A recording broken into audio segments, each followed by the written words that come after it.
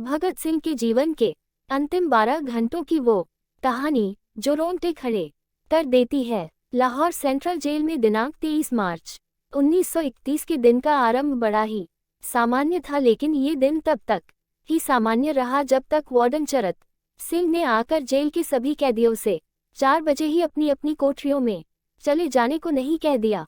उन्होंने आदेश देते हुए बस यही कहा कि यह आदेश ऊपर से आया है। अभी सभी कैदी इस विषय के बारे में सोच ही रहे थे कि जेल का नायब बरकत वहां के कमरों के सामने से बुदबुदाते हुए निकला। आज रात भगत सिंह, राजगुरु और सुखदेव को फांसी दी जाने वाली है। ये सुनते ही सभी कैदियों के पैरों ताले जमीन खिसक गई। वहीं अपनी कोठरी में बंद भगत सिंह और उनके साथियों को इस बात का कोई अंदेशा ही नहीं था कि तय तिथि से एक दिन पहले ही उनको फांसी पर चढ़ाने का घटिया षड्यंत्र रचा जा चुका है। क्या आपको पता है कि अंतिम के 12 घंटों में भगत सिंह और उनके साथियों के साथ क्या क्या हुआ था? आखिर उन तीनों के शवों का क्या हुआ था?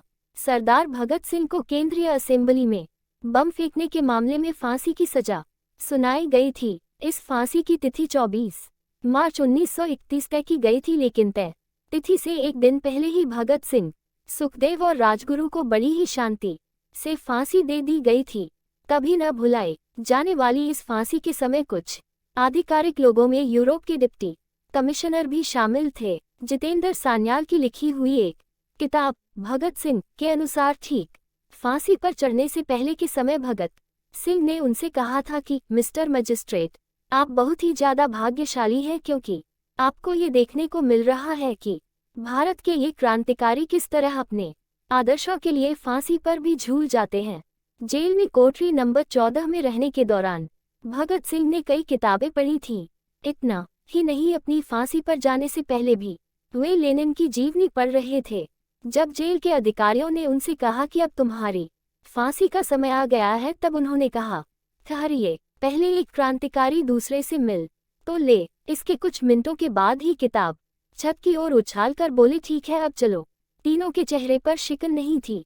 फांसी पर जाते समय भगत सिंह, सुखदेव और राजगुरु तीनों के चेहरे पर जरा सी भी शिकन नहीं थी। उल्टा वो तीनों मस्ती से गा रहे थे, मेरा रंग दे बसंती चोला, मेरा रंग दे बसंती चोला, माए रंग दे बसंती चोला। फांसी पर चढ़ाने से पहले इन तीनों का एक एक करके भार नापा गया और सबसे अंत में स्नान करने को कहा गया।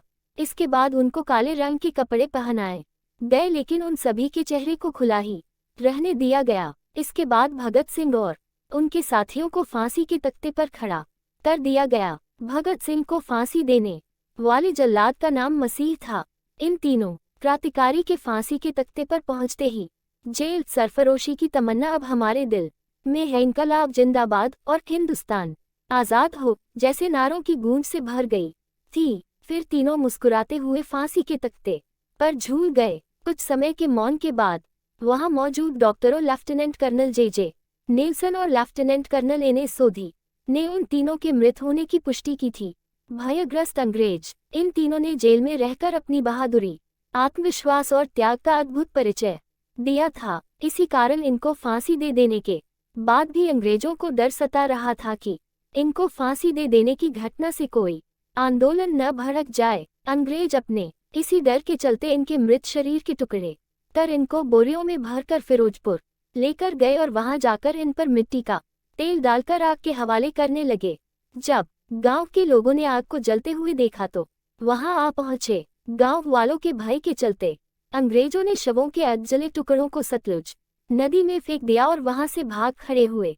जब गांव वाले पास आए तब उन्होंने इनके मृत शरीर के टुकड़ों को एकत्रित कर विधिवत दाह संस्कार किया था। 24 मार्च 1931 को भगत सिंह, सुखदेव और राजगुरु को लाहौर सेंट्रल जेल में फांसी दी जानी थी, लेकिन उसके 12 घंटे पहले ही अंग्रेजों के षड्यंत्रों का तीनों को शिकार होना पड़ा। अपने फांसी के निर्णय को लेकर भगत सिंह ने 20 मार्च 1931 को पंजाब के गवर्नर को अपना एक अंतिम पत्र लिखा था कि उनके साथ युद्धबंदी जैसा बर्ताव किया जाए, उनको फांसी की जगह गोली से उड़ा देना चाहिए।